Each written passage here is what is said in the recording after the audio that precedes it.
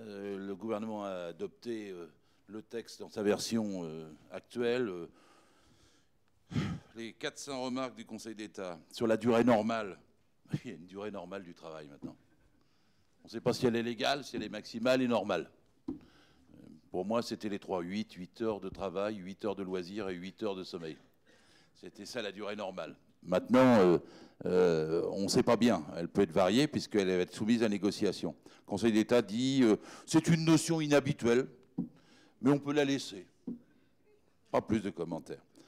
Pour les transferts de contrats de travail qui sont censés suivre les transferts d'activité, le Conseil d'État dit la même chose, que ça continue. Pour le forfait jour, le Conseil d'État ne condamne pas du tout le fractionnement du repos quotidien ou hebdomadaire. Il fait seulement remarquer que ce n'est pas assez normatif. Quatrièmement, sur la définition du licenciement pour motif économique, tout ce qu'il y a dans le texte est bon pour le Conseil d'État. Pour le travail légal, il conseille de mettre en garde l'État français de ne pas trop mettre à contribution les entreprises qui détachent des salariés. C'est-à-dire qu'en fait, accepter le système qui permet de payer les salariés moins cher en termes de cotisation sociale. Et sur la médecine du travail, le Conseil d'État fait une remarque en disant que peut-être ça ne va pas assez loin parce qu'il y aurait nécessité de concentrer les moyens de la médecine du travail. Remarque, pourquoi ne pas limiter au grand chantier l'utilisation des garde-corps pour les échafaudages? Une façon de concentrer. C'est 5 remarques, et puis le texte est placé comme ça. Ils n'ont visiblement pas changé depuis qu'ils se sont mis d'accord avec la direction de la CFDT, de la FAGE et le MEDEF. Le MEDEF joue un rôle de comédiante, tragédiante, pour faire semblant. Mais la totalité du texte qui nous est soumis correspond au projet de Valls en septembre dernier, quand il avait dit « ce ne sera pas une réformette, ce sera une révolution ». En vérité, c'est une contre-révolution. Avec un siècle de droit du travail, et là je partage totalement tout ce qu'a dit, c'est la première fois qu'on est côte à côte et que je t'entends parler, à 100% ton intervention. Le droit du travail, c'est l'état de droit dans l'entreprise, c'est l'ordre public social, c'est les lois de la République qui l'emportent sur le marché. Normalement, le droit du travail devrait être constitutif du droit de la concurrence et non pas exclu du droit de la concurrence. Pour une raison très simple, la France est membre de l'OIT, Organisation internationale du travail. 140 pays participent. Nous militons donc, normalement, pour qu'il y ait un droit universel du travail. Pour que le droit des enfants, le droit des femmes, les durées du travail, les droits syndicaux, la protection face aux accidents, les droits à la retraite, etc., soient développés sur l'ensemble de la planète. Là, on nous propose une loi boutiquière pour que ça soit différent entre 3 rues du 3e arrondissement. C'est tout à fait contraire à l'esprit de l'Organisation internationale du travail. Et c'est comme ça que je me permets toujours de défendre le droit du travail comme un droit de la femme et de l'homme au travail. La Déclaration universelle des droits de l'homme de 48, la Charte fondamentale des droits humains européenne de 99, les conventions internationales, notamment 81 et 158 de l'OIT, définissent des droits universels. Quelle que soit la taille de l'entreprise, quel que soit le métier, parce qu'il s'agit de protéger l'humain dans l'entreprise, et non pas l'entreprise des humains. Et donc la vérité, c'est pour ça que je remonte toujours à la catastrophe de Courrières, 1906, parce que c'est là qu'est né le Code du travail à partir de décembre 1910, parce que ce jour-là, la catastrophe de Courrières, il y a eu 1099 morts, et le patron s'est comporté comme un salopio. Il a dit reprenez le travail tout de suite, on arrête de chercher les survivants. Il avait des arguments très simples, il disait le charbon polonais va arriver, c'est les mêmes qu'aujourd'hui. Puis après il disait si vous ne mettez pas, j'ai plus de sous, si vous ne reprenez pas le boulot, je mets la clé sous la porte. Les gens ont repris le boulot, on a trouvé 13 plus 1 survivants 14 jours après. Et la décision qui a été prise à l'époque, c'est de créer le ministère du Travail pour qu'il échappe au ministère de l'Économie. C'est-à-dire que le droit du travail s'est constitué en opposition aux exigences des entreprises de productivité, de rentabilité, en opposition. Il s'agit de protéger celui qui vend sa force de travail par rapport à celui qui l'achète. Ils ont des intérêts contradictoires. L'un cherche à la vendre le plus cher possible, l'autre à l'acheter le moins cher possible. Il y a donc des lois, des règles pour codifier cela. Et depuis 1906 et 1910, on a construit le droit du travail. Alors il est fait de lutte et de larmes, de sueur et de sang, de négociations, de grèves, d'occupations, de débats parlementaires. Mais pendant un siècle, on le construit pour que l'entreprise respecte les humains qui sont en son sein. Et tout est cassé quand François Hollande, en septembre dernier, dit « Nous allons adapter le droit du travail aux besoins des entreprises ». Moi, c'est ce que j'appelle une contre-révolution conceptuelle, historique, juridique, fondamentale, avec un siècle d'histoire du code. Et à partir de ce moment-là, on lit toute la loi El Khomri différemment, puisqu'elle est faite pour ça. Et c'est pour ça que je dis qu'on ne peut pas la négocier, etc. C'est que tout est dans l'article 1. Les droits et libertés des travailleurs sont soumis au bon fonctionnement des entreprises. Et moi, je milite pour que le bon fonctionnement des entreprises soit soumis aux droits et libertés des travailleurs. Il n'y a pas de conciliation possible, c'est deux lignes opposées. Donc après, tout ce qu'on entend et ce qu'on nous dit ne tient pas debout. Je partage complètement la notion, évidemment, d'un contrat de travail, c'est un lien de subordination juridique permanent. Il n'y a pas de liberté, il n'y a pas de citoyenneté, il n'y a pas d'égalité dans l'entreprise. C'est l'employeur qui décide la naissance du contrat, la gestion du contrat et la rupture du contrat. Quand vous êtes dans l'entreprise, vous êtes subordonné. Le MEDEF a fait, il y a 3 ans, un colloque dans ses locaux de Wagram sur la soumission librement consentie. Un mot très mauvais anglais, c'était « compliance without pressure ». Mais l'idée était simple, c'était justement, puisqu'il y a une contrepartie à la subordination, ne parlons plus de subordination, vous acceptez d'être librement soumis, par conséquent, il n'y a plus besoin d'un code, d'un texte spécifique pour vous défendre. Alors bon, d'où toute l'offensive. Parisot l'avait dit, la liberté de penser s'arrête là où commence le code du travail, elle avait presque tout dit. Gattaz a achevé quand il a dit l'année dernière, le code du travail est l'ennemi numéro 1 des patrons. Et puis donc, il s'attaque à l'obésité, à la grosseur, à la complexité, etc. du code. Ceci dit, dans ce pays, et quand même pour leur répondre, il y a une mémoire de poisson rouge sur le code du travail. Parce qu'il a déjà été réécrit entre 2004 et 2008. Ils ont prétendu à l'époque que c'était un droit constant, mais ce n'était pas vrai. Moi, j'ai fait un bouquin rien que là-dessus pour noter les 150 différences entre le code initial et les codes finaux. Mais il a été réécrit, ils ont enlevé à ce moment-là 10% du code, 1 500 000 signes, un livre sur 9. Ils ont diminué pratiquement de 500 lois. Et les lois restantes, ils les ont redécoupées en 3850 lois, en les renumérotant à 4 chiffres, alinéa par alinéa, ce qui donne l'impression qu'il y en a plus alors qu'il y en avait moins. Et à l'époque, quand ils ont fait ça entre décembre 2004 et le 1er mai 2008, ils ont crié victoire. Ils ont dit « Ah, on a réduit le code, ah, on a simplifié le code, ah, ça va mieux fonctionner ». Et le gars qui a fait ça s'appelle Jean-Denis Combrexel, à l'époque, et c'est le même qu'ils ont renommé pour réécrire le code jusqu'en 2018, avec une variante, c'est que le gars maintenant est au Conseil d'État, il préside la Chambre sociale, qui est chargée de donner les avis sur les lois et écrits qu'il a auparavant contribué à faire. Il n'y a aucune chance que le Conseil d'État s'oppose à ce que Combrexel a fait, quand c'est lui qui donne la réponse pour apprécier les résultats de ce qu'il a fait. La boucle est bouclée. Alors après, moi je partage tout ce qui a été dit là, sur le droit du licenciement, le référendum, puisque c'était un sujet de discussion. Il y a quand même un truc pour argumenter sur la démocratie. Les syndicats, quand ils sont élus pour être majoritaires, il faut qu'il y ait un quorum. Il faut le dire aux gens. Parce que ce n'est pas comme l'élection législative de dimanche dernier où il y a 20% de votants. Il faut qu'il y ait 50% de votants, il faut qu'il y ait un quorum. Et donc les syndicats majoritaires sont vraiment majoritaires. Et puis quand le syndicat minoritaire va poser la question au référendum, il va demander au patron, mais c'est le patron qui pose la question. Il sollicite le patron pour que le patron pose la question. Donc celui qui pose la question, souvent, a la réponse. Et ensuite, pour le référendum, mais il n'y a plus de quorum. C'est-à-dire que l'élection qui va être la plus démocratique est incontestablement celle qui va donner le pouvoir aux syndicats majoritaires. Et le référendum, par définition, tel qu'il est formulé aujourd'hui, ne peut pas être aussi démocratique. Donc du point de vue même de la démocratie, on peut... Alors ensuite, après, Valls, vous savez, dans les pseudo-concessions qu'il a fait pour plaire au MEDEF, la dernière fois, avait dit, oui, mais quand on va discuter dans les petites entreprises, 97% des entreprises ont moins de 50 salariés. Seulement 3% ont plus de 50 salariés. Alors quand on va discuter dans les petites entreprises, il va y avoir deux choses. Il va y avoir un mandaté ou une décision collective.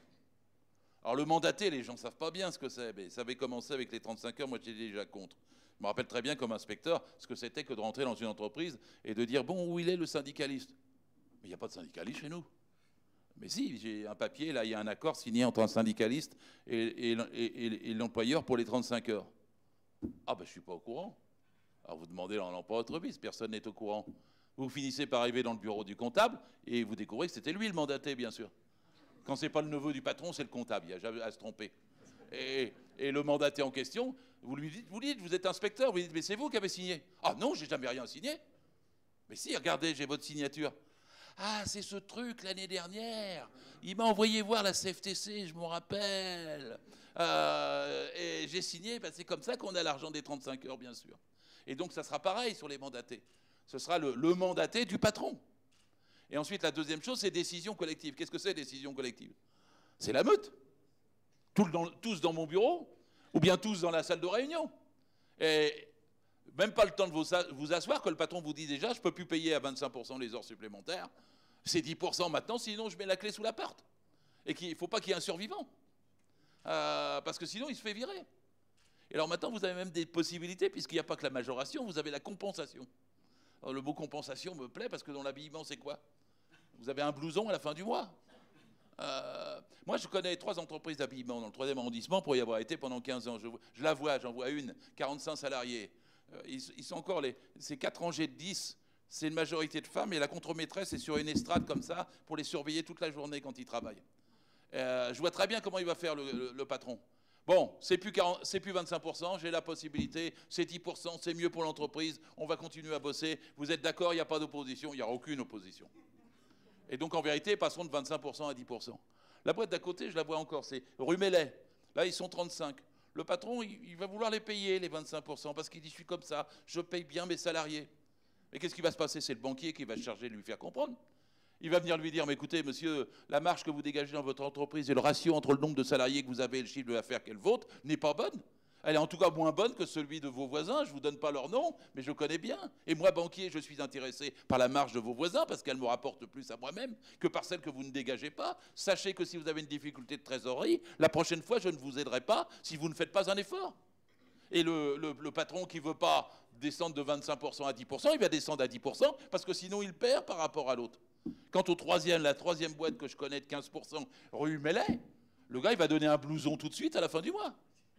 Et vous avez introduit rue Mellet, rue Notre-Dame-de-Nazareth ou rue Saint-Martin, une entreprise de Cracovie, une de Bucarest et une autre de Prague. Vous avez introduit le dumping social en France même, à l'intérieur d'une branche, et dont le système, bien sûr, consiste à tirer tout le monde vers le bas. Ça sera pareil pour les congés payés, ça sera pareil pour tous les autres droits qui seront énumérés les uns après les autres. Et puis après, vous avez des bizarreries. Je le dis parce que il y a la possibilité maintenant pour un patron de négocier quand commence la semaine. Vous croyez naïvement que c'est le lundi. Eh ben non, le BHV décide maintenant que c'est le mercredi. Et il a fourni aux organisations syndicales, j'ai le document à votre disposition, un document pour que le mercredi débute ainsi, 1, 2, 3, 4, 5, le dimanche est le 5e jour, il est plus majoré. Le repos compensateur qui n'est pas prévu à être payé dans le texte de loi, il est prévu un repos compensateur, mais pas qu'il soit payé, bah vous aurez lundi, mardi, il ne dépense pas un flèche pour pouvoir faire travailler tout le monde le dimanche. Donc c'est la négociation qui permet ça. Et alors après, on dit les circonstances exceptionnelles pour travailler jusqu'à 60 heures. Alors là, c'est une vieille chose, parce que ça existait déjà. Moi, je me rappelle trop, parce que pour moi, circonstances exceptionnelles, quand on demandait l'autorisation de l'inspecteur du travail, c'était au moins sauvetage en mer et incendie de forêt. Bon. Mais mon patron, un jour, mon patron à moi, pardon, mon directeur départemental du travail, il n'y en a plus maintenant, c'est les directeurs des entreprises. Mon directeur départemental du travail, en 2003, m'avait posé un problème de conscience, parce qu'il m'avait dit, si, on autorise les circonstances exceptionnelles pour les graveurs sur marbre. Alors moi, j'avais dit non, enfin, vous comprenez, c'était après la canicule. Donc il y avait 15 000 tombes à graver. Moi, j'avais dit que les morts pouvaient attendre. Bon. Mais mon patron pensait qu'on devait donner l'autorisation pour que les graveurs sur marbre travaillent 60 heures. Alors, comme il avait plus de pouvoir que moi, c'est lui qui l'avait emporté. Mais, ce qui est discuté là, ce que je vous raconte entre un inspecteur et un directeur, qu'est-ce que ça va être? Quand c'est un petit patron qui va recevoir 300 blousons pour après-demain et qui va vous dire « Excusez-moi, mais il faut négocier tout de suite », qu'est-ce qu'il fait? On peut fractionner le repos quotidien et vous ne dormez pas pendant les 2 jours qui viennent et vous êtes charrette autant que des architectes. Et bien c'est comme ça que ça va se passer, pour négocier. Alors il pourra toujours encore, il a encore la nécessité, il l'avait enlevé dans un premier temps, ils avaient la nécessité de consulter l'inspecteur du travail. Ils l'ont remis in extremis. Mais quand même, ça va devenir possible de plus en plus, avec des directeurs du travail, des inspecteurs qui ne sont plus indépendants, ce n'est plus qui suivent toutes les procédures, mais les directeurs d'unité de contrôle, hommes ou femmes. Et donc de cette façon-là, toutes les dérogations vont être possibles, accrues, et même sous des motifs tout à fait étranges. Et ensuite, après, moi, je suis alerté par Parce que ça, c'est des attaques contre les droits des salariés. Bon, alors le salariat, moi je le dis tout de suite, il n'a jamais été aussi fort qu'aujourd'hui dans notre pays. C'est 93% des actifs. 93% des actifs. Et le salariat, il n'a pas besoin de moins de code, il a besoin de plus de code. On a 500 morts par an par accident du travail mortel. On a 4500 handicapés du travail par an. On a des dizaines de milliers de maladies professionnelles qu'on ne sait même pas calculer parce que nous sommes le pays qui vérifie le moins les maladies professionnelles. Sur les accidents cardiaques et vasculaires, il y en a 250 000 par an en France. Demandez au professeur Grimaldi, il vous dira que la moitié est liée au travail. Et ensuite, après, je ne vais pas vous dire qu'il y a 100 000 morts par l'amiante. Je ne vais pas vous expliquer l'ensemble des conséquences du stress, de l'accroissement des tensions, de la peur, du chômage sur l'état des salariés, mais il se dégrade. Moi, je ne veux pas moins de code, je veux plus de code. Je ne veux pas moins de contrôle, je veux plus de contrôle. Je ne veux pas moins de sanctions, je veux plus de sanctions. Je n'ai pas confiance dans le patronat parce qu'il non seulement il n'embauche pas, mais il augmente ses marges et ensuite il ne fait rien du côté hygiène, sécurité, conditions de travail.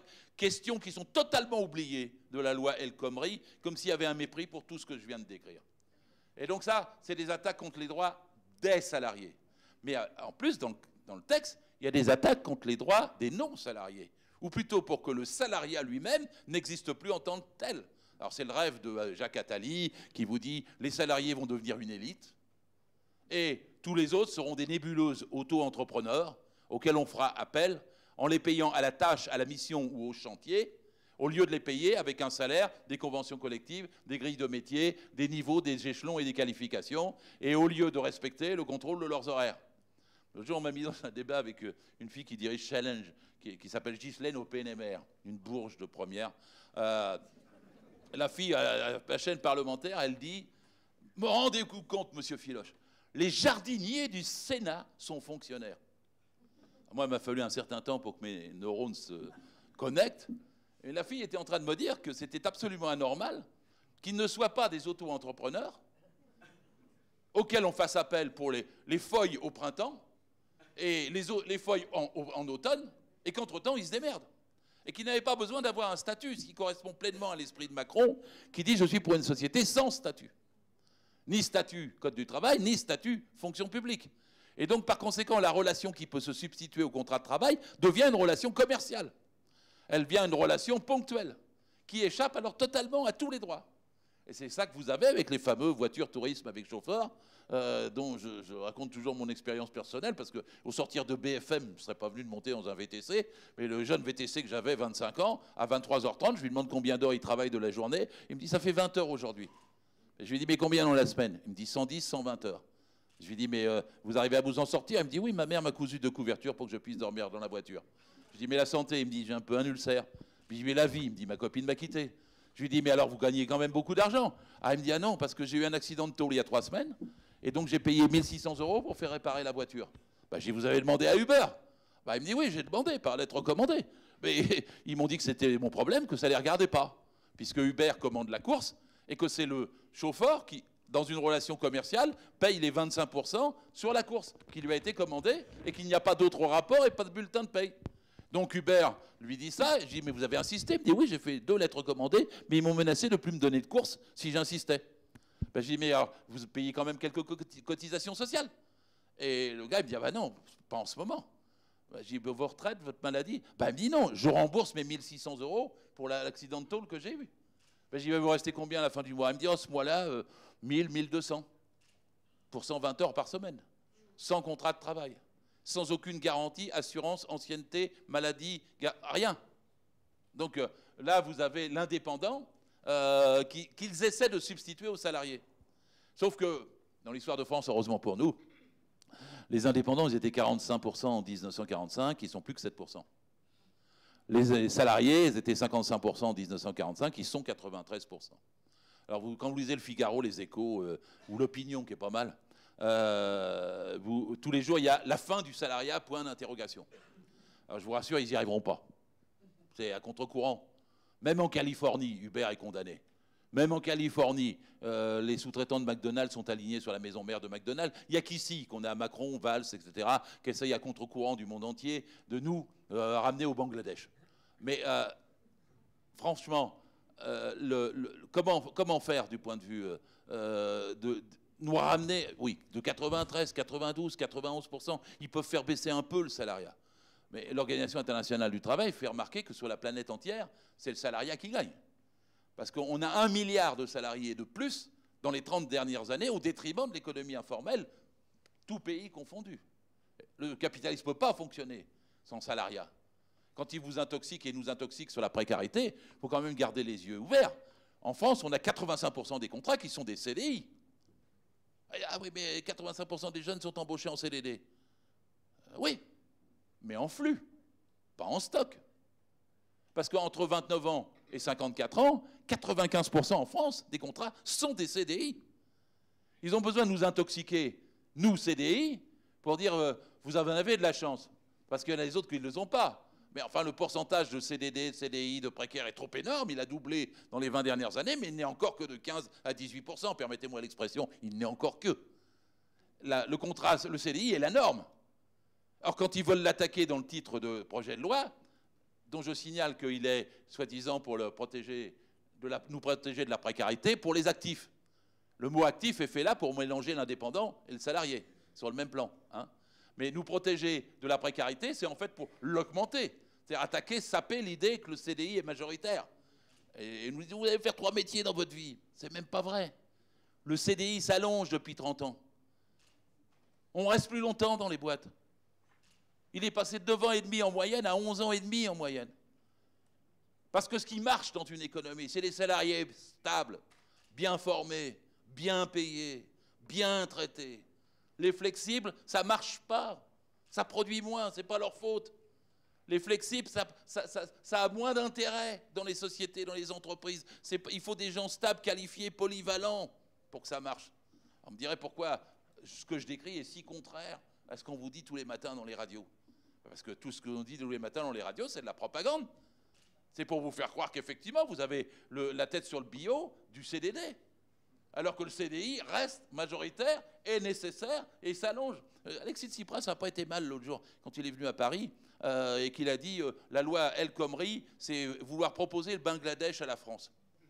Mais c'est ça. Mais ils le font avec... C'est toute l'intoxication sur la mondialisation, sur etc., etc., etc. Alors que nous avons ici tous les moyens pour pouvoir avoir un bon code de travail, pour pouvoir avoir de bons boulots, pour pouvoir avoir de bons salaires, pour pouvoir avoir de bonnes protections. Et pour ça, il faut un bon code. Il faut le renforcer, pas l'affaiblir. Il n'est pas assez gros. Il faut avoir plus de détails dedans. Il faut mettre encore plus de défense pour les échafaudages. Il faut encore mettre plus de contrôle pour les heures supplémentaires. Moi, je suis pour que les heures supplémentaires, elles soient majorées dès la première heure de façon à ce qu'elles soient plus coûteuses que l'embauche. C'est-à-dire, elles sont à 25. Si vous me donnez le pouvoir, je les mets à 50. Immédiatement, de façon à ce que... et je fais qu'on soit contrôlé. Parce que probablement en France, aujourd'hui, il y a 1 milliard d'heures supplémentaires. Je peux vous expliquer en gros pourquoi. Non payées, non majorées, non déclarées. C'est l'équivalent de 600 000 emplois. Donc le vrai recherche pour faire de l'emploi, c'est pas moins de droits, c'est plus de droits. C'est pas moins de contrôle, c'est plus de contrôle. C'est la règle qui crée l'emploi. C'est le droit du travail qui crée du droit au travail. C'est une société organisée qui permet de diminuer la durée du travail. On dit ah non, il ne peut pas y avoir de partage du travail, ils disent la droite et puis Valls et compagnie. Mais le travail est toujours partagé. Toujours. Dans toute société. Toute société. Et il y a 2 façons de le partager. Sauvagement. À la Mad Max. C'est ce qu'on vit aujourd'hui. 6 millions de chômeurs et 6 millions de personnes qui travaillent 45, 50 heures ou 60 heures. Ça, c'est une forme de partage du travail. Et nous, ce que nous voulons, c'est une forme de partage du travail civilisé. Le Code du travail, c'est l'indice du développement d'une civilisation. Aujourd'hui, c'est le texte le moins enseigné, le plus dénigré, le plus fraudé.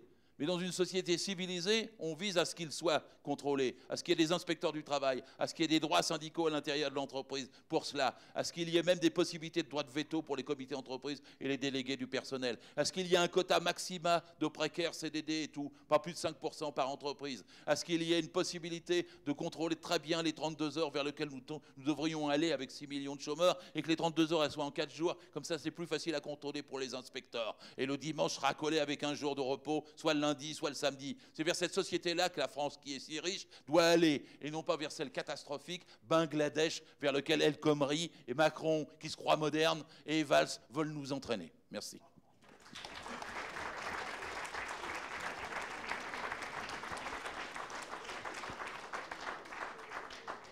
Alors, juste une petite question pour revenir sur un thème qui a été abordé. J'aimerais bien avoir votre opinion là-dessus.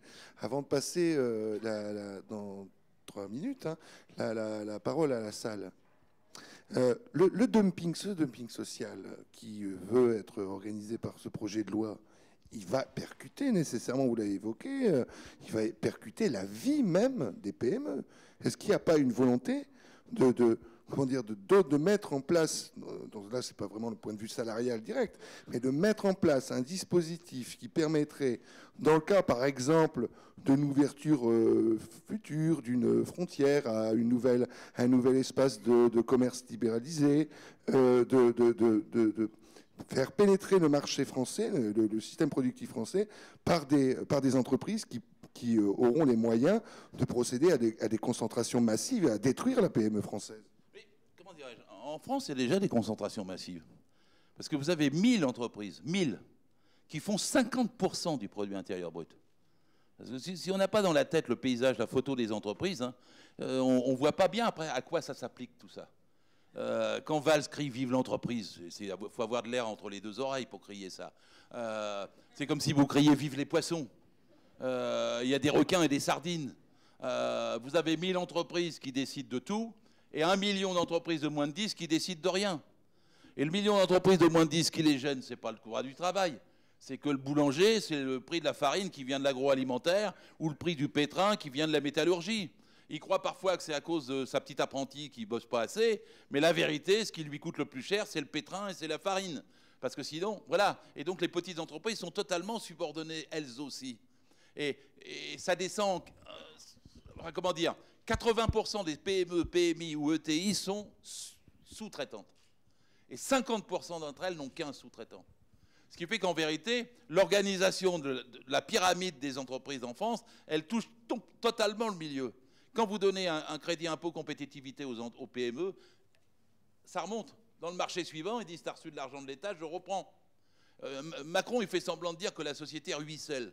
C'est-à-dire si on donne l'argent en haut, ça finit par redescendre. Vous êtes comme la pyramide des verres de champagne que vous mettez, puis à la fin, en bas, vous avez une petite goutte dans votre verre. Mais c'est pas comme ça que ça marche. Ça ruisselle pas, ça siphonne. Il pompe, il pompe, il pompe, il pompe, il pompe. C'est des Shadocks en haut. Et donc, la vérité, c'est que pour pomper, ils ont besoin de moins de règles possibles. Il faut lever tous les obstacles.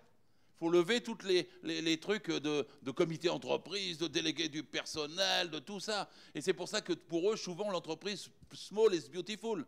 La start-up est l'idéal, surtout si elle est moins de 10. Mais au fur et à mesure, on est bien obligé de se rendre compte que les 1000 entreprises font travailler autant de salariés que le million d'entreprises de moins de 10. Et à partir de ce moment-là, on a tous les clés en main pour comprendre comment ça se passe.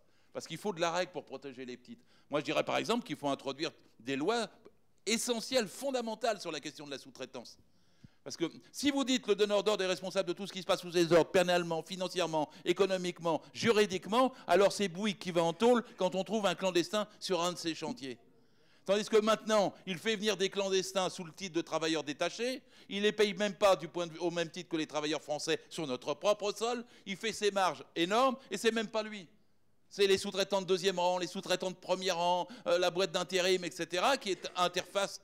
Donc, vous réglez ça, vous réglez aussi, vous dites que toute entreprise utilisatrice, intervenante, doit être alignée en termes de convention collective sur l'entreprise utilisatrice.